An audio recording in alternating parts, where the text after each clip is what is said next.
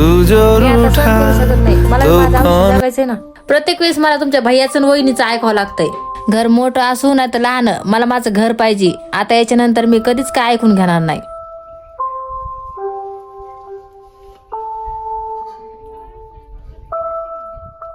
अहो, मला आता बोललेलं सहन होत नाही. तुमच्या लहान भावासोबत आणि त्याच्या बायकोसोबत आता मी काही राहत नाही.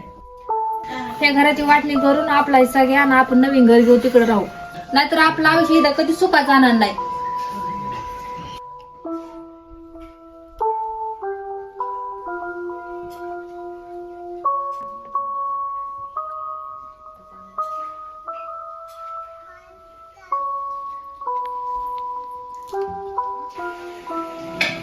भैया हराव भैया सकाळपासून याकडे परिश्रम केले घराच्या वाटण्या करायच्या म्हणून. हराव तुपली वणी पण हेच म्हणत होती, तिला बी तिचं स्वतःचं घर पाहिजे. काय करावं भैया?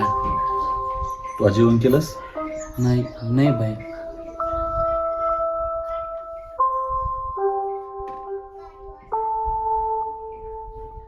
नाही नाही भैया, हे तुमचं जेवण आहे, तुम्ही खा.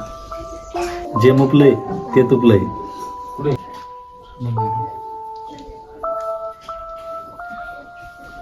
मला नाही वाटत एवढं तुला आता खाऊ घातलं म्हणून रेखा काही म्हणून म्हणून. चल जाऊ आपण पाणीपुरी खायला बाहेर.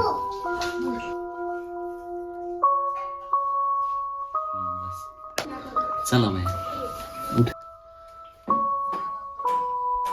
तेरा यार हूँ